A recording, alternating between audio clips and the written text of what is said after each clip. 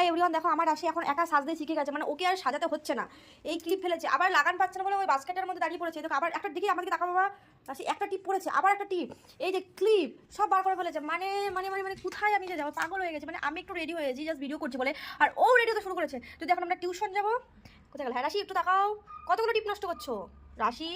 কি নষ্ট করে না, আমরা এখন টিউশন যাবো রাশি কিনা, তোমরা সেটা দেখতে থাকো। আর ভালো লাগলে প্লিজ তোমরা সাবস্ক্রাইব করো, দেখতে থাকো। আমরা রাশি কিনে টিউশন যাচ্ছি।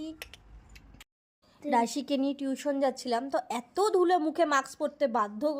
তো সোমবার ছিল, সোমবারে দেখো কত বাজার, মানে এভরিথিং সব কিছু পাওয়া যায়, তুমি যা চাইবা সব কিছু পাওয়া যায়।